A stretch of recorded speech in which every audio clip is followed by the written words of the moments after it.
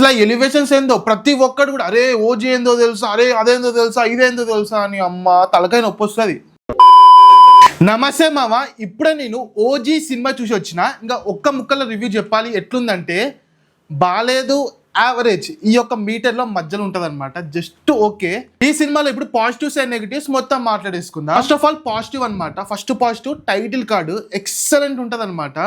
అసలు ఆ title card చూస్తుంటారే భలే తీసిరుగా మస్తు ఉంది అనిపిస్తుంది.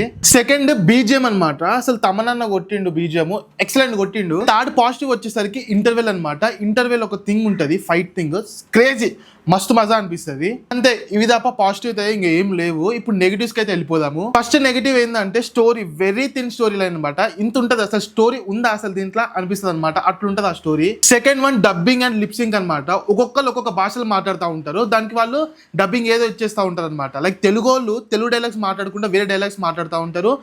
వరస్ట్ లిప్సింగ్ ఉంటుంది. థర్డ్ ఎమోషనల్ కనెక్టివిటీ భయ్య. అసలు ఎమోషనల్ కొంచెం కూడా పండదు. లైక్ కొంచెం అంటే కొంచెం కూడా పండదు.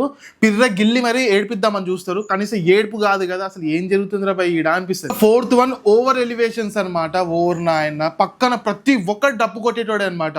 ఎవడో తెలుసా, ఏం చేస్తాడో తెలుసా, నరికేస్తాడో తెలుసా, ఇవే 10 మంది అనుకో 8 మంది చెప్పేటోళ్ళే ఉంటారు అనమాట. ఓవర్ నాయన ఈ పార్ట్ 2 ఫ్యాంటసీ ఎప్పుడు పోతుందో తెలియదు, కానీ ఏదో స్టోరీ చెప్దాం అనుకుని ఇంకేదో స్టోరీ చెప్పేసి మిగతా స్టోరీ అంతా పార్ట్ 2 అంటారు.